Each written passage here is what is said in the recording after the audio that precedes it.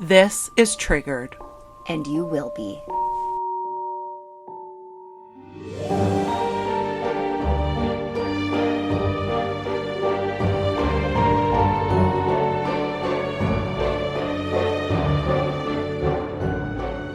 It's 6 a.m.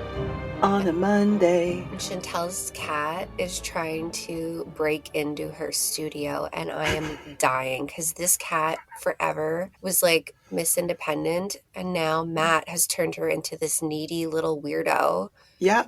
She's trying to break in. She is. She's like, why are you in there and I'm not? Daddy lets me go wherever he is. Yeah. She's upset. She's like, get out here. Open the door. Remember the good old days when you and her were just independent women? Yo, those days are long gone. Long gone. I went to bed at 6:30 last night. You know what? Everybody needs that from time to time. Yes. I swear. I had a nap yesterday, which is very unusual for me. I don't normally, like, when I'm up, I'm up. Yes. And yeah, I fell asleep on the couch. I was out. I felt like I was 82 years old. Mike and I had soup and a tuna sandwich at 4 for dinner and went to bed at 6:30. That is the most old person thing I've heard I was this like, week. oh my God, it's finally happening. I'm Yeah. like, the gray hair is graying. The tuna sandwiches are tuning. Off we go. I'm telling you, like, I have really felt this. I mean, Yes. to be fair, Matt and I get, like, my alarm goes off at 4 every day. Yeah. So we do go to bed very early because otherwise we'll die. But some nights it's like we have dinner and we're like, bed? Question mark. At 5 o'clock, I was like, so babe, you want to go to bed? And he like looks at me. He's like, it's 5:02. And I was like, oh yeah, right. You're right.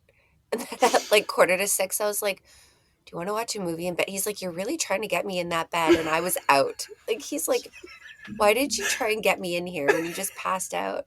There was no movie happening. No, Oh I was man. out. I hope everyone got lots of rest this weekend. Yeah, let's do this. I'm excited. And Yeah, I'm actually, excited for your story. well, today, Chantal, Oh boy. I wanted to focus on the nature part of psychopathic behaviors. Oh my God. I knew that would thrill you. I feel like you just gave me a bouquet of flowers. I know. It's almost Valentine's Day. This is I for know. you, Toots. Because, you know what? Like, we talk about all these killers and we talk about their crazy upbringing and like they were abused, they were neglected, mom was absent, dad was absent. Yeah. But fun fact, not all crazed killers are born from abusive households, unstable childhoods. I mean, Yeah. maybe not as common. It truly is where our nature versus nurture comes in for me. And this is the aspect of this that has always terrified me. Yes. Because if it's an abusive upbringing, we can see that from a mile away. 100%. The flags But are if flagging. Yeah, but if they had like both parents in the home and they had a happy, loving home and they had all the education they could have wanted and they still do psychotic Yes. things, Like your I'm parents like, are oh, like, I'm doing such a good job. I've given my kids everything. There's support, there's stability, there's love. So another thing, like as a parent, sometimes I look at my kid and I'm like, you have Yes. like you've had a great, I mean, her dad and I got divorced, but it was amicable. There was nothing You like guys are crazy. still like besties. I know.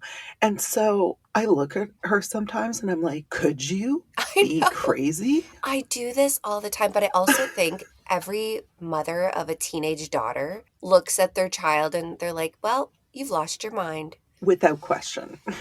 We still have hope, girl. It's crazy. So this subject has always intrigued me, though, because I actually saw this exact scenario play out in real time. And what I mean by that, growing up, a friend of mine from a very young age was given everything.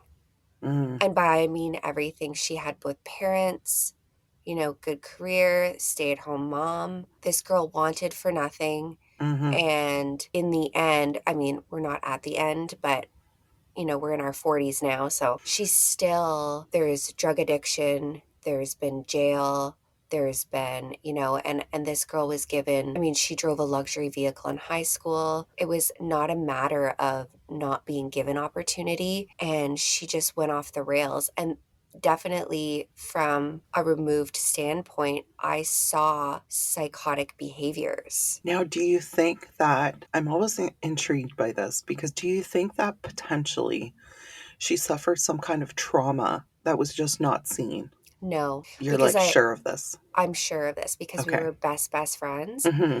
and it started to present itself like sociopathic behaviors, narcissistic behaviors in kindergarten. Oh boy. Yeah, so I saw it play All out real right. time, and it's sad because she still, lives back home. She had so much potential and she could have done so Hmm. many beautiful things, and I see her and she's like a shell. I don't even know. I think she recognized me once, Yeah. but the drugs have caused a lot of mental illness and some Yeah. craziness. So I've seen it. So, as much as we can do everything for our kids, there's still that chance. Hmm. Let's get into it, girl. All right, I'm ready. Have you ever heard of a girl named Joanna Dennehy? Okay, the name sounds familiar, but it's probably because I've listened to 4,000 true crime episodes. Right. So a lot of names sound familiar, and but we'll see. We'll see if I know Okay. this. Joanna was born in 1982 in this beautiful town near St. Albans in Hertfordshire, UK. Oh. So picture this: loving family, happy childhood, even a younger sister. She got along with everyone. Everyone says her home was super warm, super supportive, Sunday breakfast, like the whole thing. And that's what makes this even stranger because she wasn't one of those trouble kids. She Right. actually was very smart, did really well in school, top of her class. And then teenage land hit. Oh, And we good. all know, I feel like, when they hit the teens, sometimes some kids just snap. Yeah. Yeah, by 15, Joanna was drinking, experimenting with drugs, and hanging out with all the wrong people. It was like she was seeking out chaos all the time. Mm. Then she starts dating this older guy, John Trainer. He was 21, by the way. And she was 15? 15. Oh, absolutely not. But here's the thing. Personally, at 15, I was smoking weed, I was drinking. Sure, At sure. 16, I had a boyfriend that was 21. Listen, I'm not saying that all of this stuff she's doing is leading her to being a psycho. Certainly isn't going to help. Well, no. And I can almost guarantee that your 16-year-old relationship with a 21-year-old man probably wasn't the best. Oh, absolutely not. Like 15 and 21 there's a big difference there. Big time. I mean, this messy situation just progressively gets worse. Yes, it always spirals. So obviously, mom and dad are like, no, thank you. You're not dating a 21-year-old man. Yeah. So she runs away with him because she's like, fuck you, I'm out of here. By 17, she's pregnant. Oof. But get this, she's furious about this. She wasn't trying to baby trap this guy. She does not want to be a mother. She is like, fuck sakes, I don't want to be a parent. Right. She doesn't ever want children. And when her daughter is born in 1999, does she embrace motherhood? Bang, No. no. No, No. no. She dives headfirst into drinking, drug Hmm. use, and self harming. So, like, Hmm.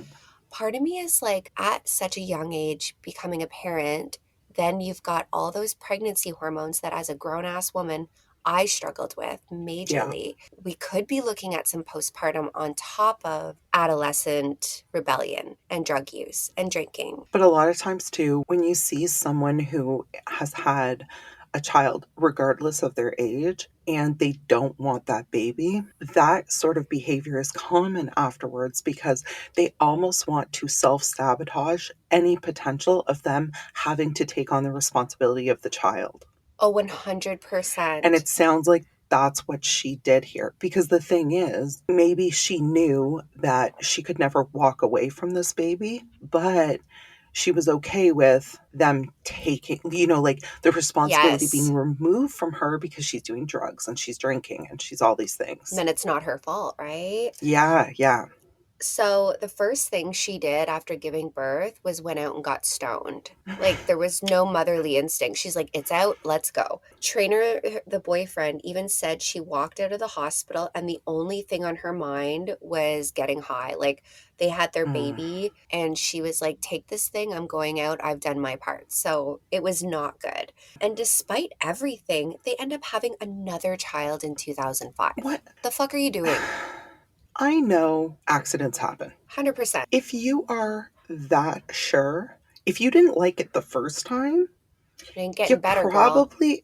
you're probably not going to like it the second time. And this guy, like, he seems like, yes, he was definitely a big trigger for her to start partying and drinking and getting into all kinds of Yeah, yeah. shit. But he really did try to hold it together for the kids. Like, he really Yeah, did try and step up and be like, okay, we're parents. yeah.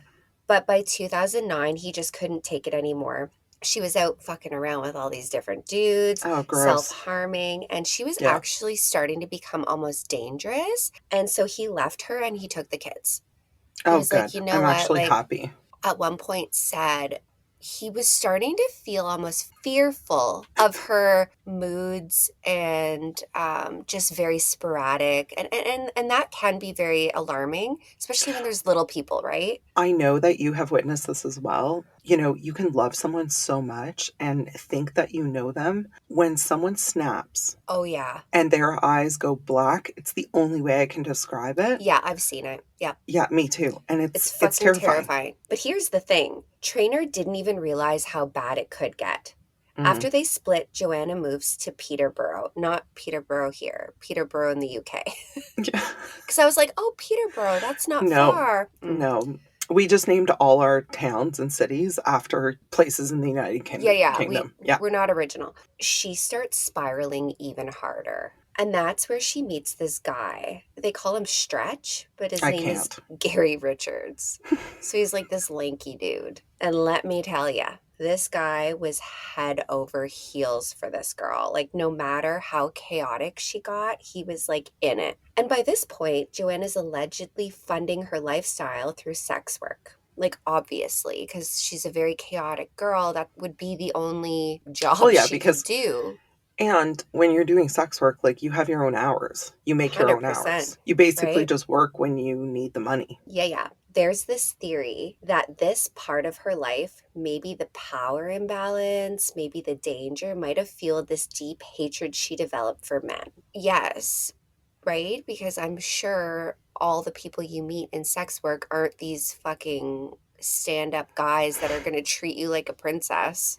It is so funny because over the years, you know, I've known and been friends with many women who have been in Yes. sex work in one way or another. And it's so funny because you have this idea in your head of what like escorting looks like.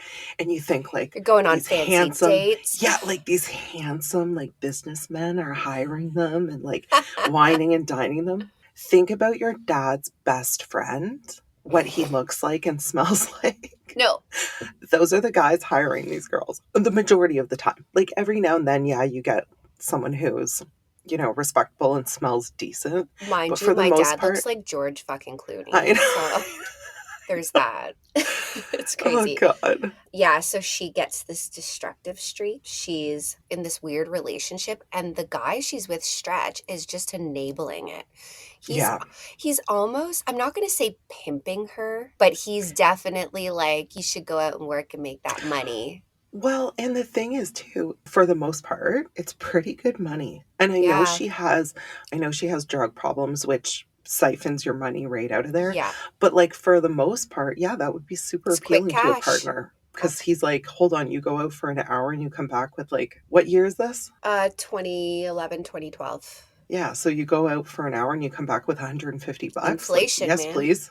So it all starts to unravel February 2012. Joanna's now 29 years old.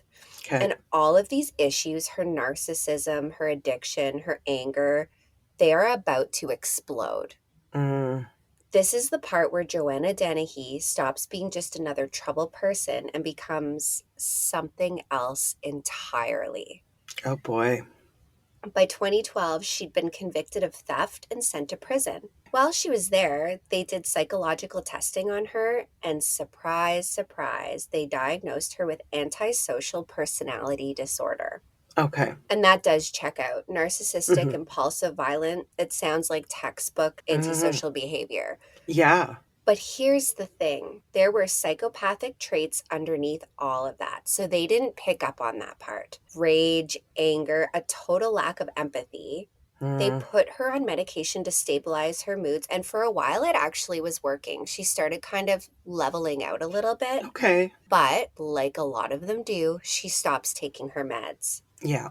After she gets out of prison, she's like, I don't need this. She ends up back in Peterborough, but a smaller town on the east of England. By 2013, she is completely out of control. So picture this. She's homeless, drinking constantly, morning to night, addicted to all sorts of drugs, and she's totally estranged at this point from her kids and family. So they don't know where she is. She's out in the world just Hmm. being crazy.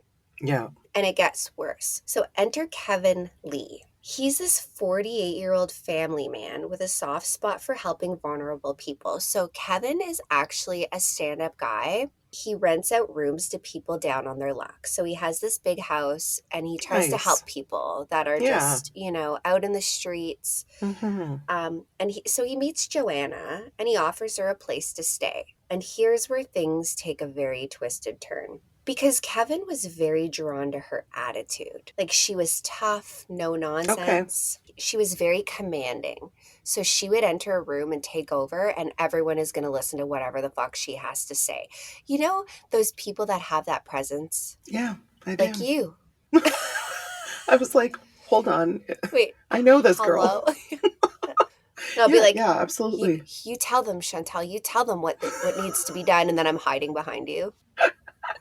And like, he really, really, really started to feel some kind of way for her. He's like, this Oh, I girl bet. is powerful. People Yeah. just bow to her.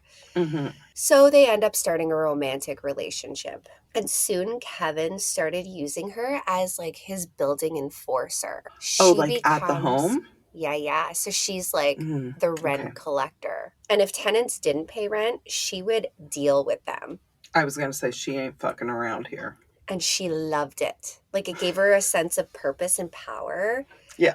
And she loved creating fear in people. For her, it gave her this intoxicating sense of power and control. So now she has a roof over her head, a steady source of income because he's paying her to be the enforcer. And now she has Kevin in her corner. And she decides, I don't need my meds anymore, because at that point she was Oh still, no. she stops taking them because she meets Kevin. She feels stable. Yeah. She has a job. She has a roof on her head. People are respecting her. People are listening to her.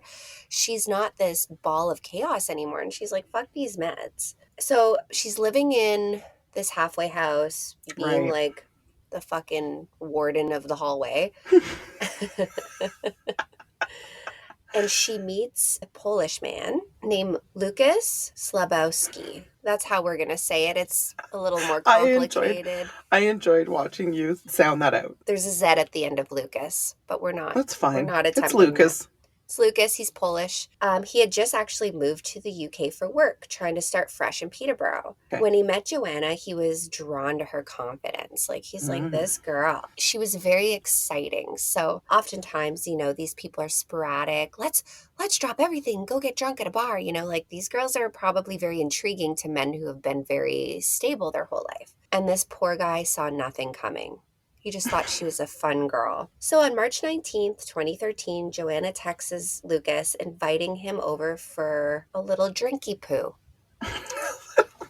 Let's have a drinky poo. Come to my flat, she said. Yeah, We'll come on have a over. little. He was thrilled. Of course. He was like getting ready, date night with Joanna. Probably thinking there was going to be like some kind of hanky panky later on, Absolutely. Things He's are like, I'm going exciting. to her house. We're getting lit. Yeah, and they did. He gets there, they're drinking, they're laughing, they're Yeah. having the best night. Yeah. So Joanna is like, hey, Lucas, you want to play a little game? And he's like, well, yes. Do I? Finally.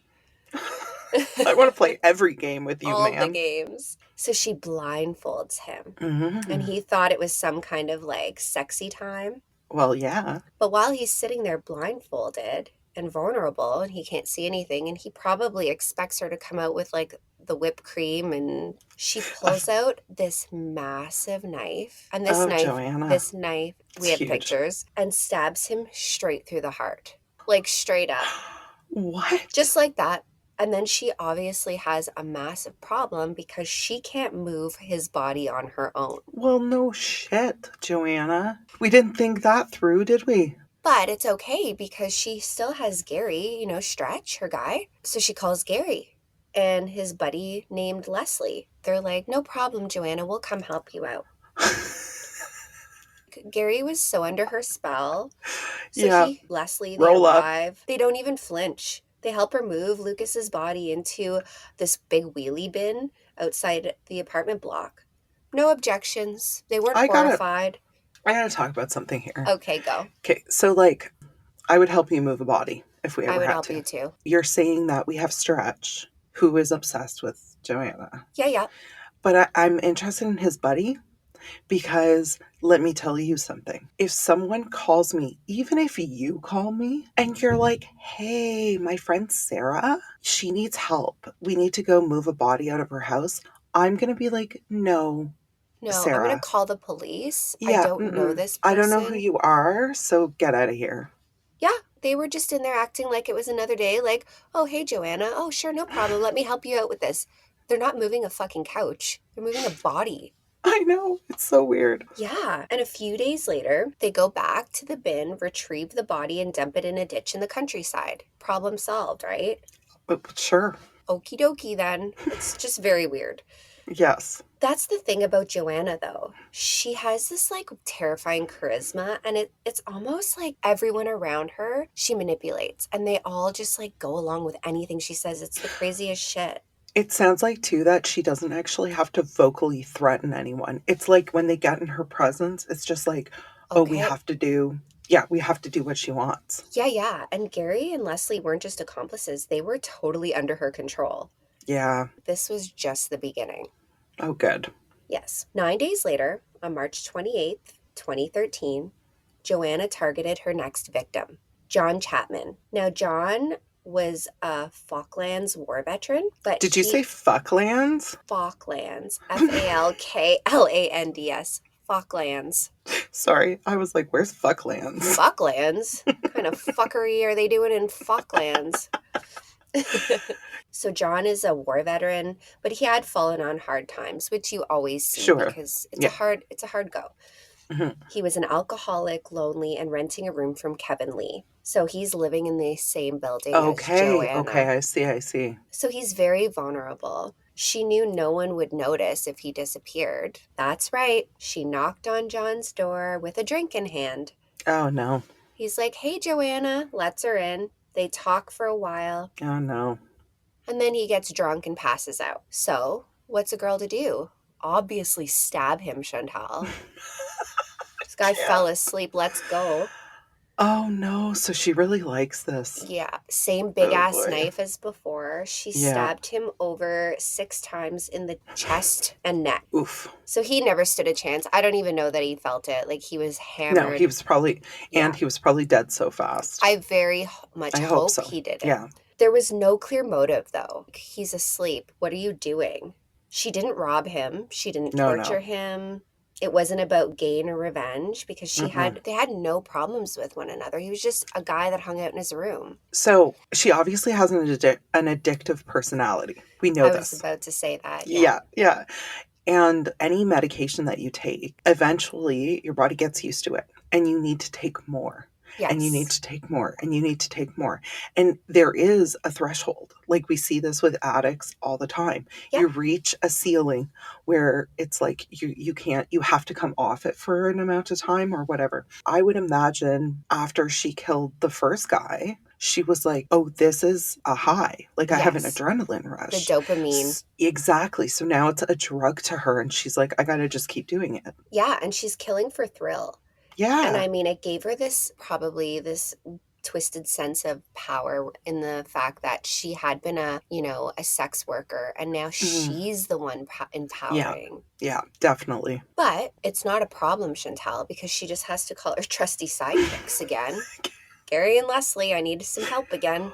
Why am I picturing this whole thing in my head with Muppets? Yes, because it's so fucking ridiculous. It is so ridiculous. So they show up again. Hey, Yep. Joanna, what do we have today? Oh, God. They moved John's body to the same ditch where they had Okay. dumped Lucas's body. Because that worked before. Yes. And they're like, well, we'll just throw him in there with the We'll other just one. keep going. Yeah. It's like the fucking city dump over here. Oh, It's God. That's crazy. awful. This is where you see something very, I would say, uncommon. Because just hours after brutally stabbing Chapman, she's revving up again and wants to kill No. again. Hours. Ma'am, you're So going to need to calm down. whatever kind of like high she's getting, history has showed us like serial killers, people who have like bloodlust. Hmm. It's usually weeks where they relive it. They're high on life, Yes. not hours. So No. that's very uncommon. This bloodlust is raging through her at a remarkable rate. It's almost unheard of. That's very Spree fast. killers, Yeah. so it's different because like most spree killers within a mall, within a school, bang, bang, bang, bang, bang, it's done. Yeah. Not like this. This is No. And different. yeah. And like you said, there is a cooling off period, or at least for the most part, that's what we see. Yeah. I mean, sometimes it's a short period, but it's not like an hour later. No. Oh boy. Oh boy. So an hour later, she's thinking, who can I get now? Oh God. And what easier target than Kevin Lee? No. Kevin, as we discussed, loved this wild He fucking loves woman. her. Yes. Oh And they no. are romantically involved. They're sleeping together and he trusts her fully. Hmm. He knows Joanna is different, Hmm. but he likes that part of her that he knows. He doesn't know this fucking heinous murderer. There was no way he would have guessed what was in store for him. So if she Well, no. called him, it would have been like, oh yeah, Joanna, let me pop by. There they are in her flat. Maybe he thinks it's just another night of fun. She even gets him to pull out one of her dresses. Like, hey, you know what would be really funny if you wore one of my dresses? Like she wanted Kevin to wear a dress? Yeah, she's like, Okay. they're drinking and she's like, Yeah. hey, you want to play dress up? And Kevin's like, Oh. well, okay. And he's laughing along and like, Yeah. whatever. They're just being Yeah. crazy. Yeah. But Kevin's playing with a predator. She's like preying on this man. She's playing with her food, quite literally. Literally. Yeah. The moment he lets his guard down, just like the others, boom, she stabs him not once, but over and over again in the chest. Thankfully, he did bleed out in minutes, so it was quick. Okay, good. And just like her other victims, she doesn't just dump him. This time she stages him. Oh. So, Okay, so we're seeing a progression. Yeah, which I in find really delusion. weird because he really only ever showed her nothing but kindness and love. Psychological corner with Chantal. Let's go. I truly believe this is from the sex work. Yeah. She would have, just based on what you've told me, she was not a high quality escort. She was taking whatever job she could get, which comes with it men who are not the best human beings in the world. She probably witnessed and had a lot of abuse happen to her. So even though Kevin was this one guy that came through and was like, I will love you through all your stuff, I would almost say he had to die. Like in her head, he had to die because she knocked herself down so much and she didn't hated deserve herself. Yeah. So in that moment, it was like, I don't deserve this man's love and I can't look at it. Part of me, though, is also like, this girl's like a fucking vampire on the hunt. She's going. Oh, for sure. It's wild. I definitely think, like, just because we were saying, she had a fairly decent upbringing. Yeah. I think the sex work probably fucked her up broke her. pretty bad. Yeah. Yeah, so she stages this one, which is very strange to me. 7 miles away, she throws him in a ditch, but positions him in a way that would be very humiliating. Ooh, yeah.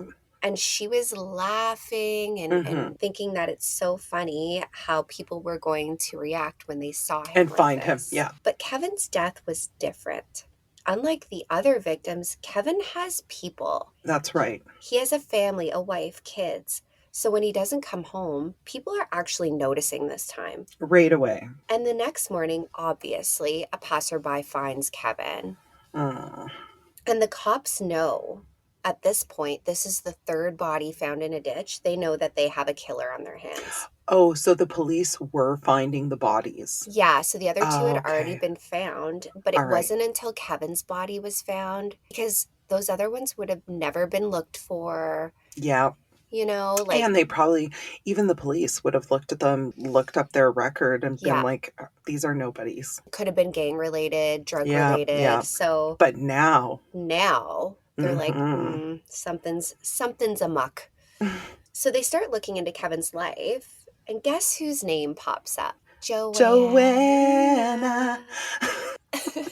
By this time, she and her little sidekicks, Gary and Leslie, were gone. So they booked Well, it. yeah, because they're like, fuck. They're speeding out of town, headed towards Norfolk. Okay. And Joanna is not done. Well, no, because again, this is her drug now. Yes. So they roll into Norfolk, and Joanna is buzzing. She's high on the thrill of it. They need money, so they do a robbery, just casual. After a triple homicide, they're like, let's go rob that place and carry on with our day. God. It's crazy. And in the middle of all this chaos, Gary calls an old friend, Mark Lloyd. Poor Mark has no idea what he's walking into. I was going to say, don't do it, Mark. Joanna's in the car, and she's Okay. like, I have to do it again. I need to do it again. Like, she is like, find me a victim. Let's She's go. jonesing. And these fucking idiots are like, don't worry, I got you. So that's where Mark comes into play. So he has this old buddy, and he's like, hey, Mark, you want to hang out? Mark's What like, the oh, fuck? okay. It's the craziest thing. So Mark's like, sure, man, you're in town. Come pick me up. So they pick up Mark, and suddenly he's in the car with Joanna, and she's bragging. Like, she's like, hey, guess what? I've killed 3 people. Gary dumped the bodies, and I want more. So I'm uncomfortable. yeah. So she's telling this guy, she's like, I want to do 9. What the So that was her Okay. number. Oh, it's like a no. to-do list. She's like, well, 6 to go. What? It's straight up psychotic. Oh, boy. So as they're driving, Gary casually points to this random old man walking down the street. No. He's 64-year-old Robin Bereza. Without hesitation, Joanna jumps out of the car and stabs him. Just like that. Like a random stranger. So she's like spree killing now. Oh, shit. She plunges this massive knife Yeah. into his shoulder and then sprints back to the car, skipping and laughing. Oh my God, guys, we gotta lock her up. We gotta find her. We gotta lock her up. This girl's gotta go. She's like Harley Quinn out here. Right? And Mark is sitting in the back, like horrified. He's the fuck is happening? I would like to go home now. And Joanna gets in the car and she's like, let's do it again. Like, this is like trick-or-treating. No. So 9 minutes later, 9 minutes. Oh, God. They spot another man, 57-year-old John Rogers, out walking his dog. Oh. And Joanna does the exact same thing. Wow. But this time, she doesn't stop. She stabs him over 40 times.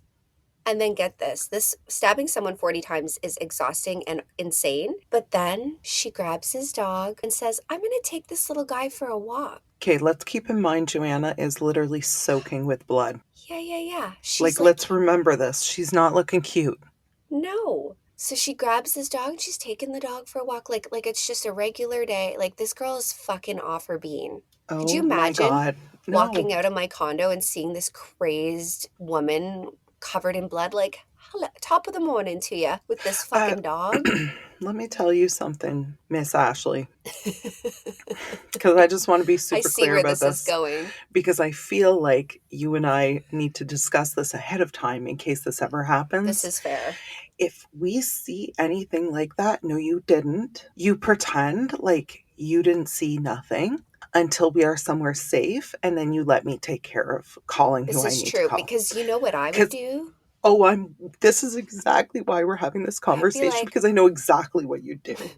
I would be like, oh my God, can I help you? Yeah, no, we're not doing that. Please, just please.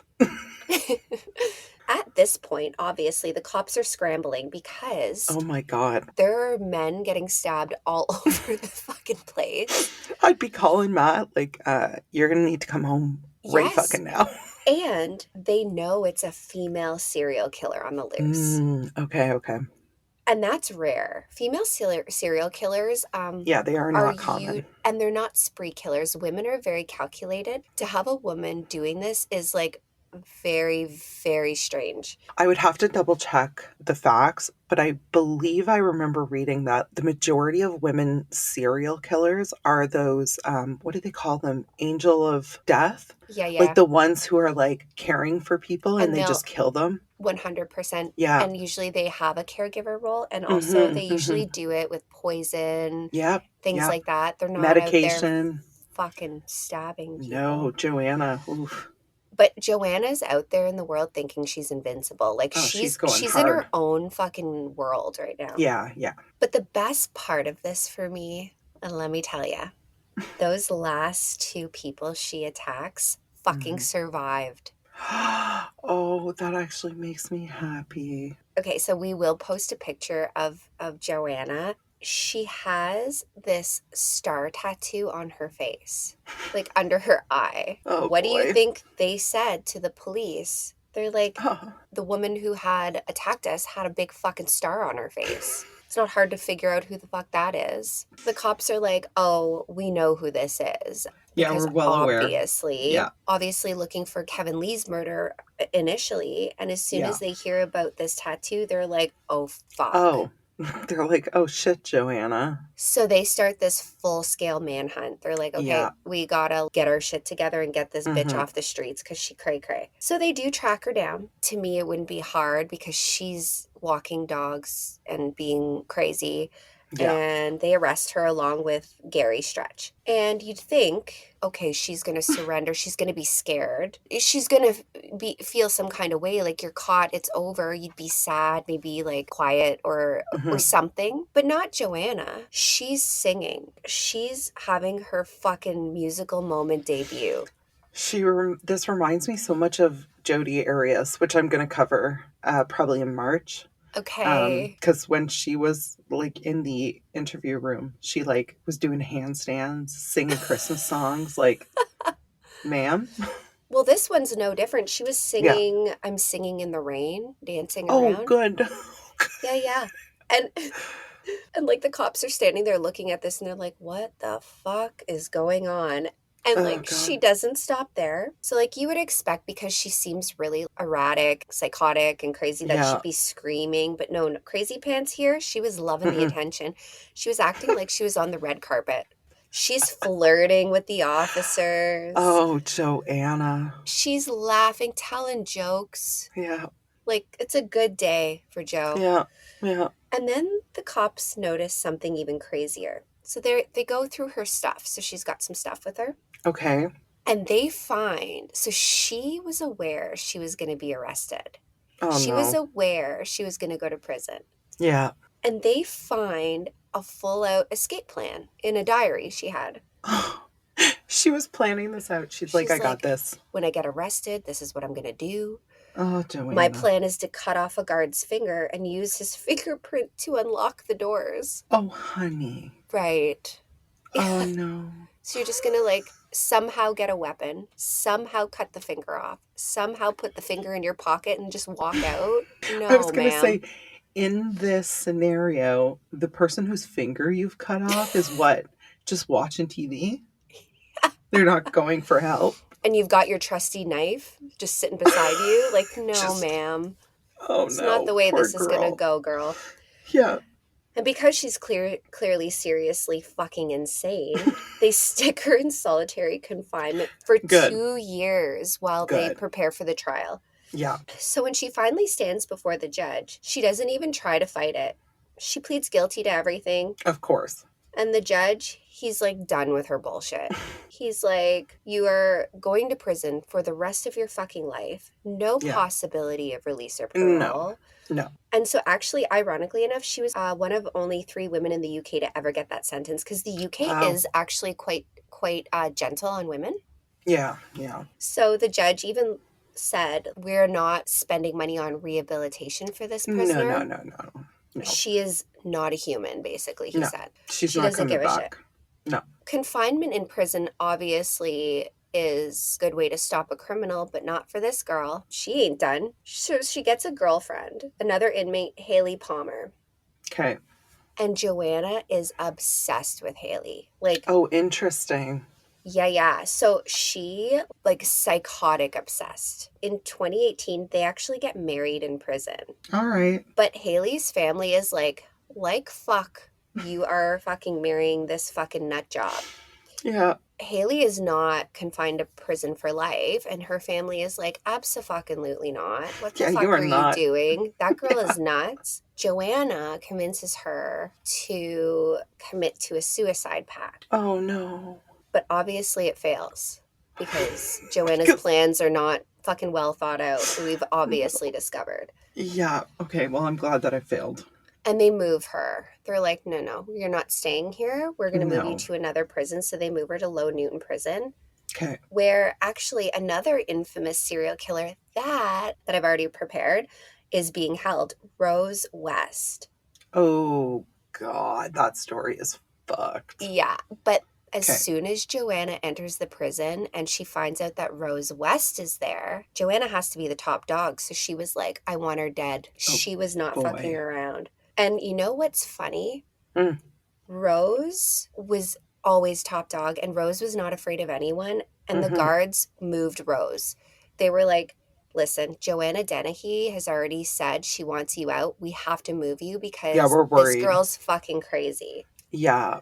I mean, Rose West is crazy, and I'm not going to get into exactly what she did, but a little teaser of something to come. She was a serial killer. Mm-hmm. She murdered around 9 women with her husband, and we're going to talk about that one day. It's very interesting.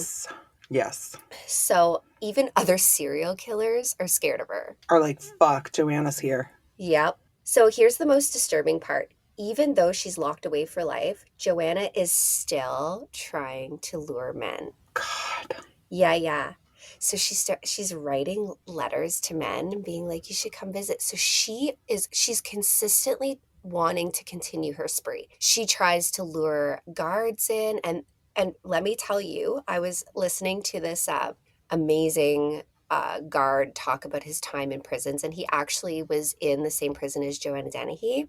Oh, God. And he had said, the scariest human being I've ever met was Joanna Dennehy. And the reason is because she's so charming, Yeah. but she's consistently trying to lure you in. Yeah. So, like, she is like a wolf in sheep's clothing. She is like, Yeah. hey, do you think you can help me with this? But she's constantly trying to murder men. It's the my God. She's like a crocodile. It's the craziest shit. Oof. There was no guilt. No, she's in like prison for life. Yeah. Any new guards, if you get hired and you go in, Stay away. No. She's pulling you in, and this girl has got the worst case of bloodlust they've ever seen. She just talks about it all the time. Yeah. So that's the story of Joanna. Yeah. I really enjoyed that on so many different levels. Joanna, you cray. And I hope that she isn't able to hurt anyone else for the rest of her life. I feel like they're probably some serious guy. They probably wrote a whole new book. They're like, okay, so They're this like, is what we keep do your for everyone hands else. in your pockets. Do you feel like you're like, obviously everyone has watched like Hannibal Lecter? Yes. But do you feel like she's the Hannibal Lecter of that prison? A little bit. Like, she sounds like when they move her, she's got the like cap on with the like mouth gag with eyes blindfolded and hands to the chair. Like, seriously. Because no shit, I would too. Yeah, man. That's wild. It's wild. Well, thank you so much for this exciting story. Are very welcome. Happy Tuesday. And guys, we are seeing so much traction, lots of comments, and we love that. It's actually very exciting for us when listeners from all over the world are talking about our cases, sharing our cases. We appreciate it very much. Big time. So continue doing that. We love it. And until Friday. Bye. Thanks for joining us on Triggered, where we dive deep into the dark, the twisted, and the cosmic mysteries of the universe. Until next time, stay curious, stay cautious, always watch the stars and your back.